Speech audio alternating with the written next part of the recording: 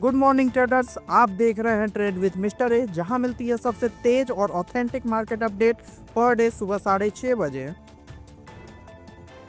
आज हम बात करने वाले हैं इंडियन स्टॉक मार्केट में आई भारी गिरावट की। तो चलिए शुरू करते हैं आज की बड़ी खबरों से। कल इंडियन इक्विटी मार्केट में जबरदस्त सेलिंग प्रेशर देखने को मिला। निफ्टी 50 कल 23,151.10 पर बंद हुआ है, जो करीब 488 पॉइंट यानी 2.006% की गिरावट है। वहीं सेंसेक्स भी करीब 1,470 पॉइंट टूटकर 74,563.92 पर क्लोज हुआ है। लेकिन दोस्तों सबसे बड़ी बात यह है कि पूरा हफ्ता बाजार के लिए काफी खराब चल रहा है। इस हफ्ते सेंसेक्स लगभग 5.5% गिरा है, जो मई 2020 के बाद की सबसे बड़ी वीकली गिरावट मानी जा रही है। लिटरली दोस्तों ब्लड बाथ टाइप सीन चल रहा है मार्केट में। अब सवाल यह है, क्या यह सिर्फ एक टेम्परेरी करेक्शन है या मार्केट में बड़ा रिस्क बढ़ रहा है? आप क्या सोचते हैं, कमेंट में जरूर बताइए। वहीं अगर हम सेक्टर की बात करें तो इस हफ्ते मार्केट के 16 मेजर सेक्टर में गिरावट देखने को मिली है। सबसे ज्यादा मार पड़ी है ऑटो सेक्टर पर। ऑटो स्टॉक्स करीब 10.6% गिर गए हैं, जो पिछले 6 साल की सबसे बड़ी वीकली गिरावट है। इसका सबसे बड़ा कारण क्या है? दरअसल मिडिल ईस्ट में बढ़ती वॉर टेंशन की वजह से क्रूड ऑयल प्राइसेस $100 पर बैरल के ऊपर पहुंच गया है, जिससे इन्वेस्टर्स को डर है कि प्रोडक्शन कॉस्ट बढ़ सकती है और एक्सपोर्ट्स भी प्रभावित हो सकते हैं। लेकिन दोस्तों इतनी गिरावट के बीच एक स्टॉक ऐसा भी है जिसने मार्केट को सरप्राइज कर दिया है, कोल इंडिया।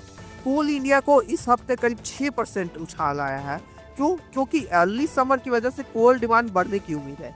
इसी के साथ बैंक निफ्टी में भी भारी कमजोरी देखने को मिली है। इस हफ्ते बैंक निफ्टी करीब 7% गिर गया है, क्योंकि फॉरेन इन्वेस्टर्स यानी FII लगातार इंडियन मार्केट से पैसे निकाल रहे हैं।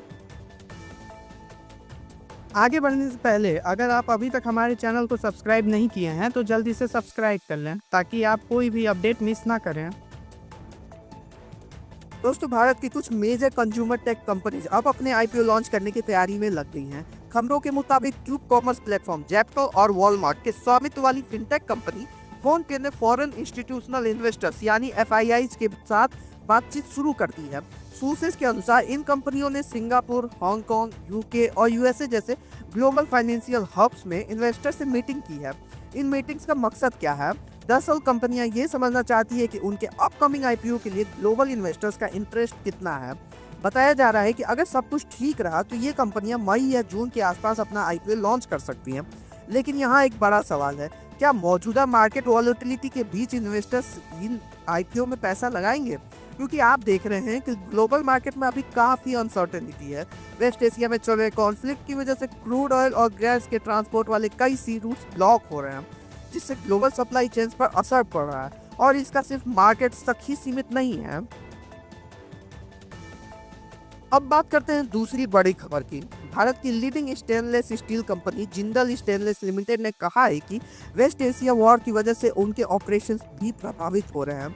कंपनी के मुताबिक स्टेनलेस स्टील प्रोडक्शन में प्रोपेन, LPG और नेचुरल गैस जैसे इंडस्ट्रियल फ्यूल्स की जरूरत होती है, लेकिन अभी फ्यूल अवेलेबिलिटी और ग्लोबल शिपिंग रूट्स में डिसरप्शन के कारण प्रोडक्शन और सप्लाई चेन पर असर पड़ रहा है।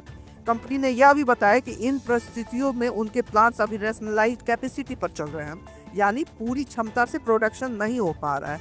अब यहाँ एक बड़ा सवाल उठता है, अगर वेस्ट एशिया कॉन्फ्लिक्ट लंबा चलता है तो क्या इसका असर इंडियन मैन्युफैक्चरिंग और मेटल सेक्टर के स्टॉक्स पर भी पड़ सकता है? आपकी क्या राय है? क्या आपको लगता है कि आने वाले समय में कमोडिटी स्टॉक्स और मेटल कंपनीज पर प्रेशर बढ़ सकता है, या फिर यह सिर्फ शॉर्ट टर्म डिस्ट्रप्शन है? अपनी राय कमेंट सेक्शन में जरूर लिखें, क्योंकि आपकी ओपिनियन हमारे कम्युनिटी के लिए बहुत वैल्यूएबल है। आगे बात करते हैं एयरलाइन सेक्टर की। डोमेस्टिक एयरलाइन इंडिगो ने बड़ा फैसला लिया है। कंपनी ये अनाउंस करती है कि 14 मार्च से डोमेस्टिक और इंटरनेशनल फ्लाइट्स पर फ्यूल सरचार्ज लगाया जा रहा है। जी हाँ, यानी अब फ्लाइट टिकट्स थोड़े महंगे हो सकते हैं। एयरलाइन का कहना है कि क्रूड ऑयल प्राइसेस में तेज बढ़ोतरी की वजह से एविएशन फ्यूल की लागत काफ़ी बढ़ गई है। खासकर मिडिल ईस्ट में चल रहे जियोपॉलिटिकल टेंशन की वजह से ग्लोबल ऑयल प्राइसेस ऊपर जा रहे हैं। यहाँ एक दिलचस्प बात भी सामने आती है। IATA जेट फ्यूल मॉनिटर के अनुसार इस रीजन में जेट फ्यूल प्राइसेस 85% से ज़्यादा बढ़ चुके हैं। और सिर्फ इंडिगो ही नहीं, कुछ दिन पहले एयर इंडिया ग्रुप भी फ्लाइट्स पर फ्यूल सरचार्ज लगाने का फैसला कर चुका है। आगे बढ़ते हैं, GMR एयरपोर्ट लिमिटेड को एक बड़ी सफलता मिली है। कंपनी को 13 मार्च को लेटर ऑफ अवार्ड यानी LOA मिला है। दिल्ली इंटरनेशनल एयरपोर्ट लिमिटेड से यह कॉन्ट्रैक्ट कार्गो टर्मिनल 1 को अपग्रेड, मॉडर्नाइज और ऑपरेट करने के लिए दिया गया है, जो स्थित है इंदिरा गांधी इंटरनेशनल एयरपोर्ट पर। कंपनी के रेगुलेटरी फाइलिंग के अनुसार इस कंसेशन में टर्मिनल को अपग्रेड करना, फाइनेंसिंग करना, ऑपरेट करना, मैनेज करना और मेंटेन करना शामिल है। अब यहाँ एक इंटरेस्टिंग बैकग्राउंड भी है। दरअसल मिनिस्ट्री ऑफ सिविल एविएशन के निर्देश के बाद दिल्ली इंटरनेशनल एयरपोर्ट लिमिटेड ने 15 मई 2025 को सेलिबी के साथ अपने पहले कार्गो कंसेशन एग्रीमेंट टर्मिनेट कर दिया गया था। इसके बाद कार्गो ऑपरेशन को स्मूथली चलाने के लिए ये कंसेशन टेम्पररी GMR एयरपोर्ट्स को दिया गया था और अब कंपनी सेलेक्टेड बिडर बनकर ऑफिशियल LO हासिल कर चुकी है। तो दोस्तों, आज की मार्केट अपडेट यही थी। कैसी लगी आपको ये खबरें? अपनी राय कमेंट सेक्शन में लिखना न भूलिए। और हाँ, अगर आप चाहते हैं कि आपको हर दिन ऐसी ही न्यूज़ मिलती रहे, तो चैनल को सब्सक्राइब कीजिए और बेल आइकन दबा दीजिए ताकि कोई भी अपडेट मिस न हो। मिलेंगे कल नए अपडेट्स के साथ, तब तक के लिए हैप्पी ट्रेडिंग।